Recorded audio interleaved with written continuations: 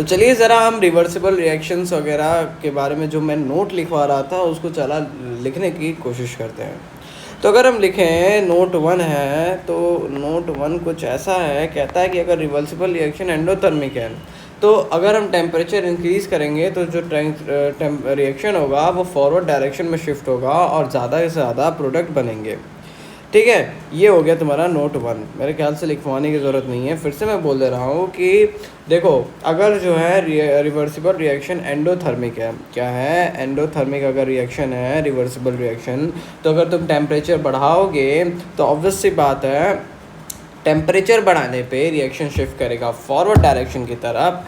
और क्योंकि एंडोथर्मिक में रिएक्शन टेम्परेचर ज़्यादा चाहिए रहता है, तो ये फॉरवर्ड डायरेक्शन की तरफ शिफ्ट होगा और ज़्यादा से ज़्यादा प्रोडक्ट बनेंगे। वहीं अगर रिवर्सिबल रिएक्शन एक्सोथर्मिक है तो जब तुम टेम्परेचर बढ़ाओगे तो वो बैकवर्ड डायरेक्शन में मूव करेगा और लेस प्रोडक्ट जो होंगे वो फॉर्म होंगे। ऑब्वियस सी बात है, अगर जो है रिएक्शन बैकवर्ड डायरेक्शन में शिफ्ट हो जाएगा तो प्रोडक्ट जो होंगे वो काफ़ी कम बनेंगे एज़ कम्पेयर टू जो बैकवर्ड डायरेक्शन में रिएक्शन के प्रोडक्ट्स बनेंगे वो ज़्यादा बनेंगे, यानी कि रिएक्टेंट्स जो होंगे वो बचे रहेंगे। अच्छा ठीक, तो reaction shift in the backward direction, बस हमेशा याद रखे रहना कि अगर एंडोथर्मिक है तो और टेम्परेचर बढ़ाएंगे तो एंडोथर्मिक को as we know temperature energy ज़्यादा चाहिए रहती है, एनर्जी चाहिए रहती है। तो टेम्परेचर बढ़ाएंगे इट मीन्स हम उन्हें एनर्जी दे रहे हैं, तो एनर्जी देने पे वो फॉरवर्ड डायरेक्शन में मूव करेगा, क्योंकि फॉरवर्ड डायरेक्शन एंडोथर्मिक होगा, तो फॉरवर्ड डायरेक्शन में मूव करेगा और ज़्यादा से ज़्यादा प्रोडक्ट बनेंगे। वहीं अगर रिएक्शन एक्सोथर्मिक है तो उसका बैकवर्ड रिएक्शन जो होगा वो एंडोथर्मिक होगा, और अगर मैं टेम्परेचर बढ़ाऊंगा यानी मैं एनर्जी दूंगा तो जो रिएक्शन होगा वो शिफ्ट करेगा बैकवर्ड डायरेक्शन में और कम से कम प्रोडक्ट जो होंगे वो बनेंगे। चलिए अब बात करते हैं, क्योंकि मोस्ट जो होगी वो बैकवर्ड डायरेक्शन में रिएक्शन होगी और फॉरवर्ड डायरेक्शन में यानी एक्सोथर्मिक में रिएक्शन काफ़ी कम होने लगेगी। चलिए हम देखते हैं equilibrium constant depend on the mode of representation. देखो कैसे इक्विलिब्रियम कांस्टेंट जो है वो मोड ऑफ रिप्रेजेंटेशन पे डिपेंड करता है। जैसे कि अगर मैं एक रिएक्शन लिखता हूँ A + B leads to C + D, ये इसका इक्विलिब्रियम कांस्टेंट Kc हो गया। अच्छा, एक और नया रिएक्शन लिखता हूँ कि C + D leads to A + B, इसका इक्विलिब्रियम कांस्टेंट Kc' हो गया। अब क्या तुम बता सकते हो मुझे Kc' की value in the term of Kc? देखने में तो सिमिलर लग रहा है, बस मैंने क्या किया है कि इनको बदल दिया है, ऊपर आगे उल्टा कर दिया रिएक्शन। अच्छा, सबसे पहले मैं Kc की वैल्यू पूछना चाहता हूँ, तो पहले क्वेश्चन लिख देते हैं, what is value of Kc' in term of Kc। अच्छा, ये बताओ ज़रा मुझसे कि अगर मैं Kc इज इक्वल्स टू लिखूँ तो Kc is equals to CD। अब मैं यहाँ पे एक्टिव मास को कुछ ऐसे रिप्रेजेंट कर रहा हूँ ताकि जल्दी जल्दी रिप्रेजेंट हो जाए। अच्छा, वहीं अगर मैं Kc' लिखूँ तो मुझे दिखेगा कि ABCD हो जाएगा। ओह, यहाँ पे मैं देख सकता हूँ ये बिल्कुल सेम है, बट अंतर ये है कि ये रेसिप्रोकल है। तो अगर मैं इसको उल्टा कर दूँ यानी 1/Kc लिखूँ तो ये हो जाएगा ABCD, जो कि बिल्कुल इसके बराबर है, यानी Kc' को मैं लिख सकता हूँ 1/Kc। तो यहाँ से समझ में आया, अगर मैं रिएक्शन को उल्टा कर रहा हूँ तो जो Kc' की वैल्यू होगी वो 1/Kc होगी, यानी कि जो न्यू इक्विलिब्रियम कांस्टेंट आएगा वो अब पुराने वाले का रेसिप्रोकल होगा। अच्छा, अब देखते हैं हम स्टोइकोमेट्रिक कोफिशिएंट के बेसिस पे। ये तो हमने देख लिया भाई साहब। अब थोड़ा इक्विलिब्रियम कांस्टेंट स्टोइकोमेट्रिक कोफिशिएंट पे कैसे डिपेंड करता है वो ज़रा देखते हैं। अच्छा, मैं अगर एक रिएक्शन लिखूँ A + B जो कि लीड्स टू C + D, है कि नहीं? बिल्कुल, A + B leads to C + D हो रहा है। अच्छा, अब अगर मैं क्या करूँ, इसका इक्विलिब्रियम कांस्टेंट Kc ले रहा हूँ और यहाँ पे बताओ Kc' नहीं, पहले तो रिएक्शन लिखते हैं। और अब मैं इसे क्या कहता हूँ, n times of A + n times of B leads to what, n times of C + n times of D, और यहाँ पे इसका Kc' ले लेता हूँ। तो ये बताओ मुझे Kc' की वैल्यू इन टर्म ऑफ के सी। तो ये बताओ, तो सबसे पहले मुझे के सी की वैल्यू देखना है। तो के सी जो होगा वो बराबर हो जाएगा किसके, C D upon A B. बिल्कुल, ये बराबर हो गया। अच्छा, यहाँ पे मुझे बताओ कि के सी डैश, एक मिनट, ये क्या हो गया।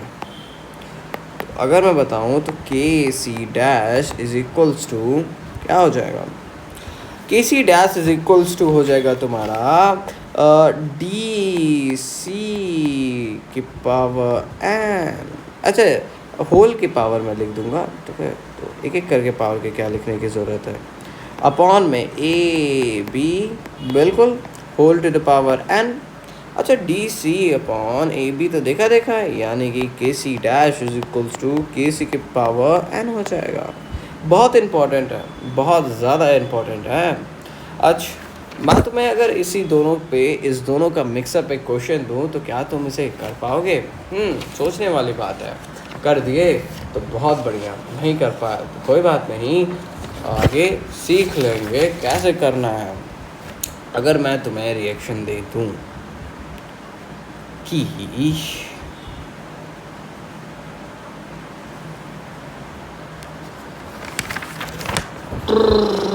क्या क्या दे ही सकता हूँ यार, तुम तो सब जानते हो।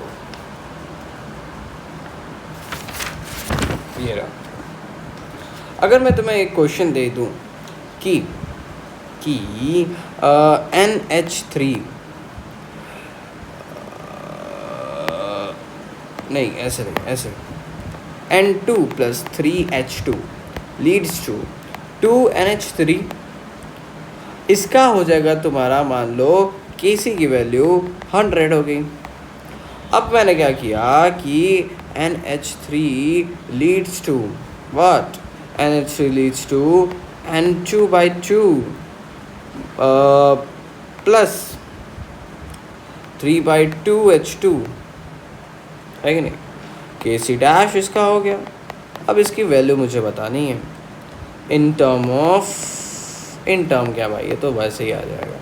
अच्छा, तो अगर मैं बोलूँ तो यहाँ पे मुझे सबसे पहले बताओ Kc की वैल्यू 100 आई है, कैसे आई है। तो सबसे पहले तुम Kc लिखो, यानी कि 100 इज इक्वल्स टू क्या है, 100 इज इक्वल्स टू है तुम्हारा NH3 की टू पावर 3 अपॉन में, ओह सॉरी 2 अपॉन में H2 की पावर 2 इंटू N2। ओके, अच्छा, Kc डैश अगर मैं लिखूं तो ये हो जाएगा मेरा कुछ शानदार, क्या हो जाएगा। ओके, तो मैं यहाँ देख सकता हूँ कि मेरे रिएक्शन को पूरा किस फैक्टर से, तो 1/2 से मल्टीप्लाई किया गया है। तो Kc डैश की वैल्यू जो हो जाएगी वो हो जाएगी मेरी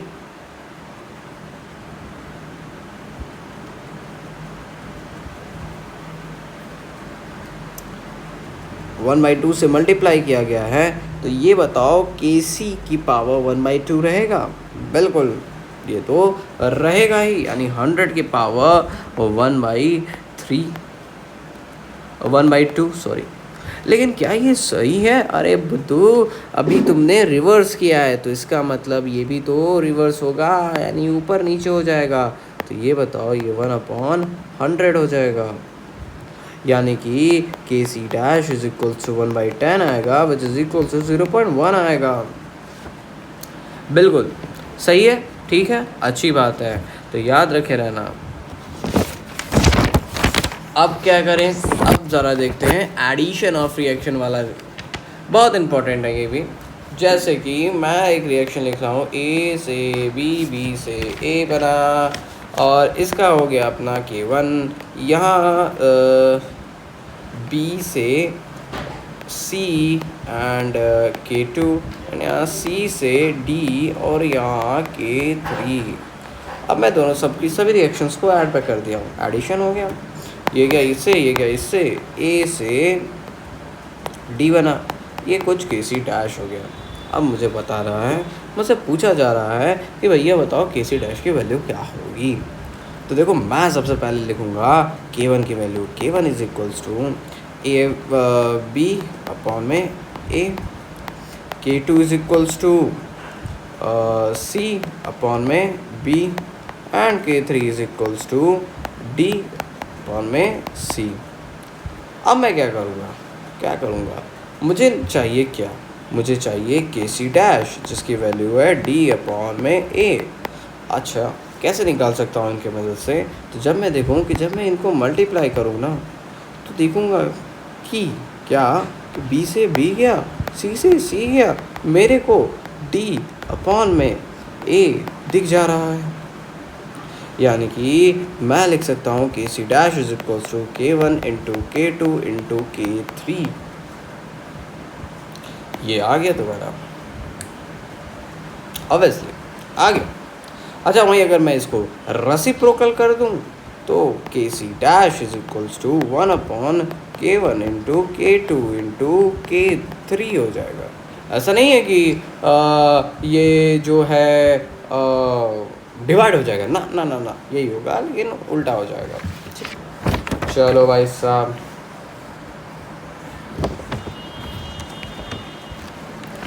तो अब अपना आया है एक ज़रा सा क्वेश्चन, उस क्वेश्चन को निपटाते हैं और फिर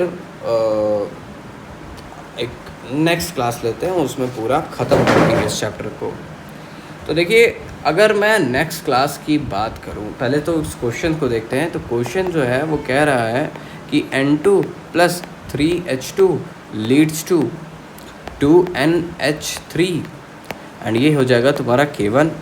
और कहा जा रहा है कि N2 plus O2 leads to 2NO, ये हो जाएगा तुम्हारा K2।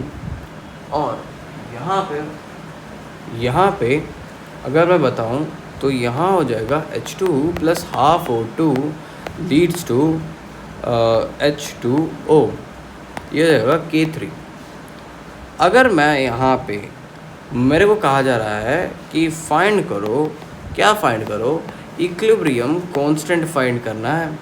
इक्विलिब्रियम कांस्टेंट फाइंड करना है किस रिएक्शन के लिए? इसके लिए क्या नहीं, मुझे इसलिए नहीं, 4NH3 प्लस 5O2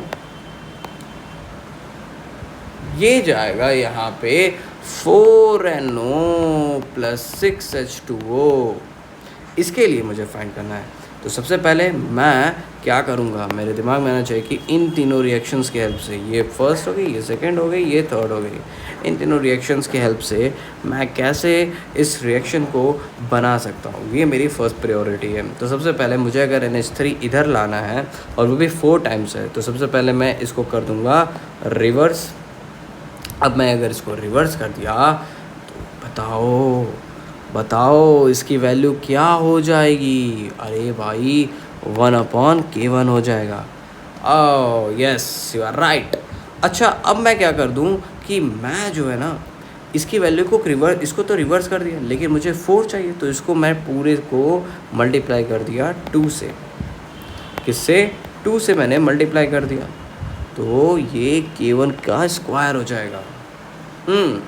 अच्छा, अब मेरे को क्या है कि यहाँ पे SO2 है, क्या है? SO2 है। SO2 गलत लिख दिया क्या मैंने कहीं? अबे O2 है भाई, 5O2 है, 5 है, O2 है। अब यहाँ पे मुझे O2 ढूंढना है, तो O2 मेरे को यहाँ दिख रहा है, 5 चाहिए, तो किससे मल्टीप्लाई करूँ? सोचने वाली बात है।